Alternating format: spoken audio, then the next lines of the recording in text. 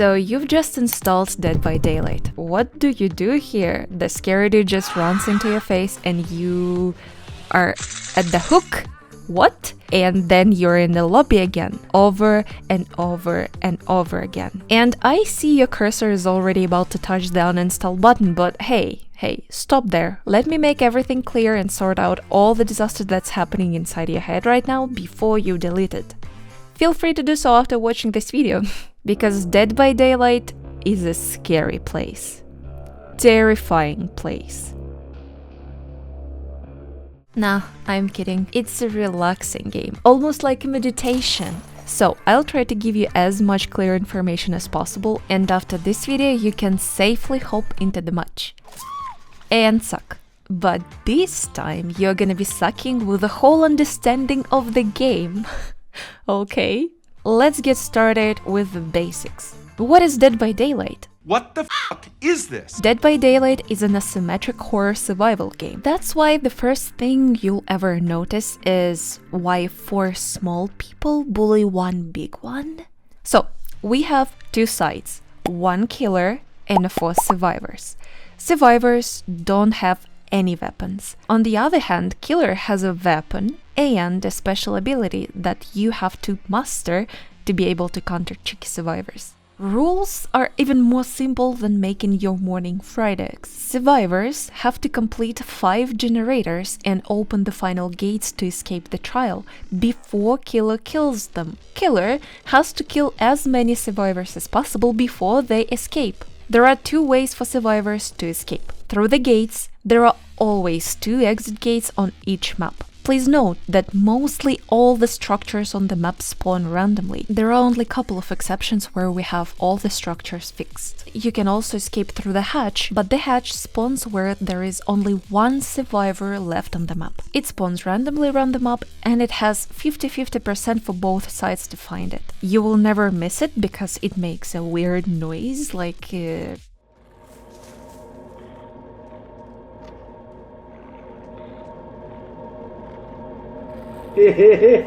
Killer can close the hatch, and the only way for survivors is left is to open the gates. Remember that hatch will never ever spawn on the 2nd floor, so don't waste your time looking for it on the school map or in the buildings where you have the 2nd floor. It won't be there. For a killer, the pattern is simple. You need to knock a survivor to hook him. To achieve it, you need to hit him twice. First time you hit, he becomes injured and gets some extra speed after a hit to make some distance away from you. Second hit, he falls down. To kill survivors, we have some special hooks. They are placed all around the map, and when you're carrying a survivor, you see their red auras. But don't hesitate on hooking a survivor, because his teammates can pick him up. 1 survivor can be hooked 3 times max. When you hook them, you'll notice a little time bar appeared under their nicknames. If you're going to play as a killer, you have to remember that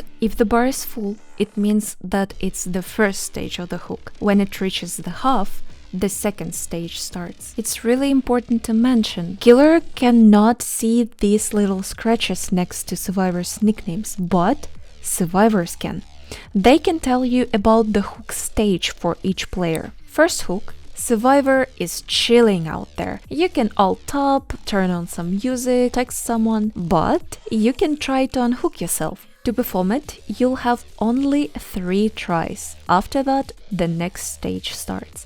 You have only 4% chance to escape, so sometimes it's worth trying, sometimes it's not. Second hook, survivor has to struggle hitting the skill checks. If you miss those skill checks, the timer speeds up. You can miss them 2 times. And you cannot unhook yourself during the 2nd hook. So, to escape from the 2nd hook, you need the help of your teammates. If your teammates are not in time to save you, you're gonna die. But if they save you, you have the last chance to be hooked. We call the 3rd hook a death hook. From the survivor's perspective, you start somewhere on the map. Usually you and the killer start at the very opposite parts of the map. It will take some time for killer to find you and approach you. After the game starts, go and find your first generator. The faster you do the gens, the more chances there are for you and your team to escape. You started doing the gens, and the skill checks start to appear. There are two types of those: perfect and a good ones. You can safely hit both. If you miss one skill check, the generator will explode. It will make enough noises to let the killer know that someone is working on that generator. By the way, if you're doing something noisy, it will give the killer visible and audio hints. Killer will always try to put pressure on you and the gen process, so don't waste your time. Put the pressure on the gens. When you're working on one gen together with another survivor, it will be faster. The more survivors on one gen, the faster goes the process, but I would not recommend you sitting more than 2 survivors on one gen, because it's better to spread around the map and work on a couple of them simultaneously. So, you're working on a generator and suddenly you hear a heartbeat. If you hear it, it means that the killer is somewhere nearby. It's called the terror radius. The closer the killer, the intense heartbeat will be. The killer can easily be spotted with a red light next to him. This red light shows you in which direction the killer is looking at the moment. But killers can hide the red light and trick you while watching at one side, but moving into another one. The same applies to the survivors. They can easily be noticed with the red scratch marks they are leaving. Survivors don't see them, but killer does. When you're pressing shift, you can run, but you're always leaving the scratch marks after yourself. After running, your character breathes heavily, and you need a couple of seconds to calm down. Killer can hear that heavy breathing, so keep that in mind when you're hiding. If you hear the scary music starts, that means that the chase started. The longer you are in a chase, the faster killer will be. He can build up bloodlust. There are 3 stages of it. The killer gains the first stage after 15 seconds while in a chase, second stage after 25 seconds, and the third one after 35. Bloodlust has been nerfed and buffed a lot of times recently, so the exact numbers can differ. But the overall idea is clear here. The longer you're in a chase, the faster the killer. Bloodlust will end up when the chase is interrupted. It can be lost after hitting a survivor or breaking a pallet. So if you have like the second stage of bloodlust, it's probably not worth breaking the pallet, but catch up the survivor and then break the pallet. Sometimes you'll be in some situations where you have to make the right choice. If you are standing at one place way too long without even moving, the crows will start to appear above your head. The longer you stay, the more crows will be there. The more crows, the longer it takes for them to disappear after you start moving. Keep in mind that after one crow starts flying and covering above you, the killer gets the visual and audio hint about your location. To avoid it, you have to walk around the map changing your position. Sometimes you will notice these crows sitting just here and there on some rocks or just the floor. Be careful about them, because if you scare them away, the killer probably can notice it. It won't give him any hints, but visually he can see that, crow is flying there. That's probably someone scared it away. So to avoid scaring the crows, you just have to crouch, but it's not that important. Just keep in mind that if you see the flying crow ghost, probably there is a survivor or a killer approaching you. There are red lockers all around the map. It's a nice temporary hiding spot, but killer can check it if the locker seems to him so suspicious. If he finds you there and grabs you, you're going to be in a dying stage, even if you were completely healed before. And when you're jumping in and outside the locker holding shift, the killer also gets the visual and audio hints. So it's better to go in and out without holding shift. On maps, you'll notice some weird structures. They have its own names and some strategies how to loop the killer or how to stop the chase as the killer with the survivors.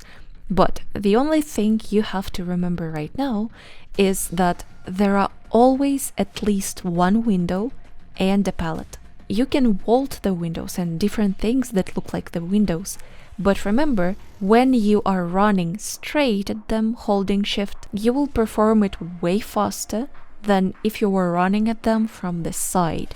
That's why sometimes Survivor will turn a bit to hit the right angle and vault faster. You can also vault them without holding shift. It will be way slower, but it won't make any noises. When you're in a chase and you perform the fast vault, you are able to vault the window only 3 times. Then the entity will close it for more than 10 seconds. I'm not sure how many, but up to 10. And while you're waiting for the window to open, of course the killer won't stop chasing you. At that moment, the pallets can save your life. You can stun a killer to make some extra distance, you can block your way with a killer to pre-drop the pallet, and it will make some time for killer to break it. So sometimes you, as a killer, need to decide if you need to break a pallet right now or leave it, catch up the survivor, knock him down, and then come back and break the pallet. If a killer decides not to break it, you can vault it as many times as you want to. It will never be blocked. You can also perform fast and slow vaults through the pallets. On each map, there is at least one god pallet. They block the way, and the killer has no other choices but to break it and go through. Besides windows and pallets and different structures, there are also extra objects to interact with. The chests, for example. There are always a couple of chests around the map where you can find 1 out of 5 default tools that survivor can have: medkit, toolbox, flashlight, map, and a key. The chests are really nice to search, but sometimes you don't have to waste your time on opening them. There are also 3 types of totems all around the map. There is a dull totem. It's just a skull and bones that usually don't have any threat for you. You can break a totem to get some blood points, or you can just leave it alone. Blue totems, they are called boons. Usually it helps you to heal and gives some more speed for healing. When your teammates light up the boon, you will always see a little blue aura of it. And when you go inside the radius of this totem, your screen becomes like bluish. And the third really dangerous totem that you 95% have to break is the hex totem. It's a yellow lit up totem. So the hex, it's the killer's totem. And sometimes the game shows you that you have to go and find the hex totem and break it to stop the negative impact on your own progress. But there is one killer's perk that makes 3 lit totems all around the map, and you should never ever break them. If you see that the totem is placed really evidently on the open space, on the very visible place, it's probably this perk, and it's the only way to distinguish this perk from the bad ones that you have to break. It works like a bait. Survivors see this and wants to break it. And if the bait was successful and survivor broke the totem, then the exposed status will be applied. And what is the exposed status? This status means that even if you are healed, if you're fully healed, killer can easily down you with only 1 hit. Each map contains 1 basement. There are up to 6 lockers in each basement, 1 chest, and 4 hooks. The hooks in the basement, you cannot break them whatsoever. You cannot break them. Remember this. After finishing the last gen, you'll see the auras of both of the gates, but you have to remember where they are placed, because if you're playing as a survivor, you'll see them just once for a couple of seconds after the last gen has been done, and the auras will disappear. But you don't have to remember them as a killer, you always see their auras, as well as the auras of the generators.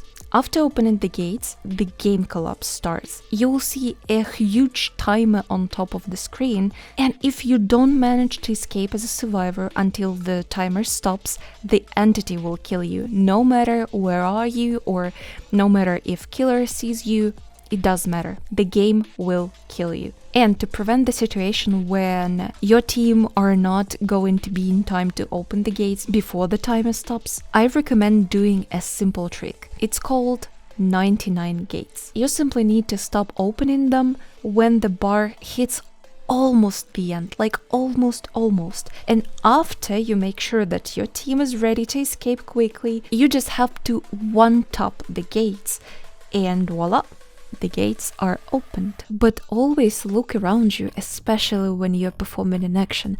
Either it's opening the chest, the gates, repairing the generators, or even vaulting a window, because the killer can easily grab you. The result will be the same as if you were in the locker and the killer just grabs you there. You as a survivor can and have to interact with your teammates. There is no voice chat in the game, but there are two signs that you can express. Is simply pressing 1 or 2 numbers. You also can pick up and heal your teammates. You can free your own teammates of the killer's grasp using a flashlight or stunning with a pallet. Playing with someone using the voice chat is even better.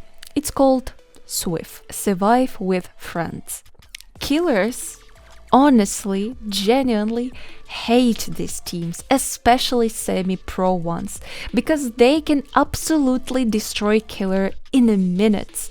And these buzzers love making killer rage and becoming salty as hell. So if you see someone looks the same, or you know that they are playing as a team, or they are from one country and they appeared in a lobby simultaneously, that means that they are playing together. Be prepared to probably being destroyed by a team. It's not always happening, but sometimes it can save your nerves. What counts as a win? Well, there is no real defined victory in this game. For example, when you're playing as a survivor and you're the only one who escaped, you can count it as a win for you. But it's still a win for the killer because he managed to make 3 kills. I'm a killer main and I follow a simple system. When it's 1 to 2 kills, it's a lose. 2 kills, it's a tie. 3 to 4 kills, it's a win. Pretty simple. We just got lucky to notice this wonderful banner. The ranks reset every single month, every 13th day. You'll simply get just extra blood points for reaching the highest rank. I just recommend you not to care much about that. They mainly mean nothing. We've got 3 types of currency. Oryx cells, it's basically you pay money for them. Iridescent shards, you don't have to pay money, you'll get these after leveling up. And we've got the blood points here. Oryx cells and iridescent shards, you can spend them in the store. You can purchase the characters. There are 2 types of characters that you can buy. Those are licensed, you can purchase them only for real money, and original, that you can buy for real money and for the game currency. I recommend spending iridescent shards on the characters first and then pay money for the licensed characters. And please never spend these Oryx cells on the original characters. And also you can purchase some skins. There are actually some cool skins in here. Even if you have plenty of time and a huge desire to spend your money on buying all the characters at once, I would not recommend doing this, because the amount of information and the things that you have to upgrade will overwhelm you, and you probably will abandon the game. So what I recommend is to start learning killer by killer if you want to play as a killer, of course. And when you understand that you've already mastered one killer, you can move on to another one and then purchase them one by one. But not all at once. Please don't do this. Each killer has this loadout. We've got the power. We can read about the power of the killer, and we can add some extra strength to your power. There are different types of add-ons. Usually you just read about them and pick whatever you want to.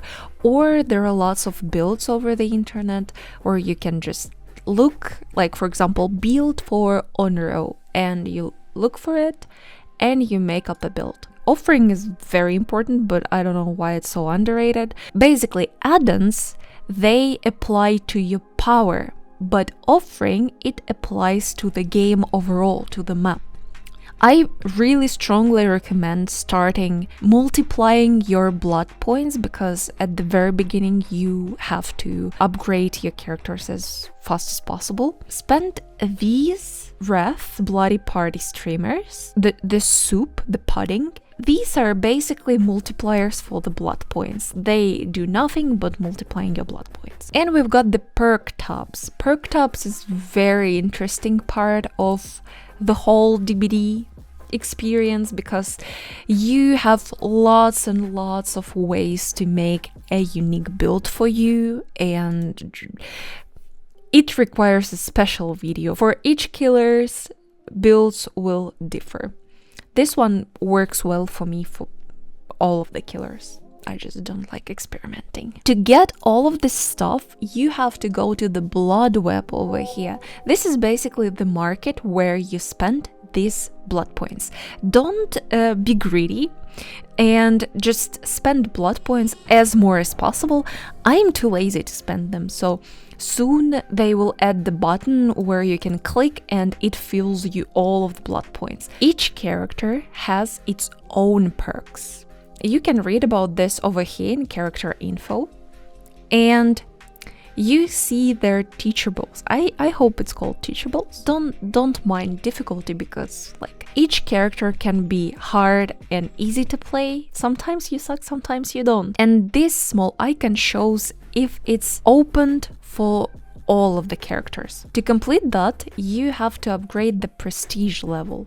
It's basically you have to fill all of the circle over here, to fill all of this market until the level 50. I can upgrade it to the level 5. First 3 levels, they unlock these perks for every killer you have. Level 4, 5 and 6 opens an extra skin. And we've got a little candle over here. It means that we've got the dailies, and you just read what daily says, like the Deathslinger, spear reel and hit 5 survivors. Okay, good. So I pick the Deathslinger, go inside the match, reel the survivors and hit them, and complete the dailies and get your 30k blood points. Easy. Survivors also have different loadouts and also have the prestige levels, but here we don't have any ability, we have the item, and you can increase the charges, the speed. Tools and offerings are consumables, and if you die you lose your item with your add-ons, and every single match you lose, no matter if you survived or not, you lose the offering. Oh, and you can also customize your characters. For killers you have the charms applied to the hooks, but for the survivors the charms apply at this side of their hips. So I think we have to stop over here, because I've already spent 2 days on this video and I cannot afford spending much more. So there will be 2 separate videos about the killer and survivor, but I'm bad at survivors and I'm bad at killers. So I will just tell you some simple patterns, what to do, what to think, how to analyze the information for both sides. And yeah, if you made it till this point right now, I want to say that you are super cool. Thank you so much. And see you in the next one. Bye.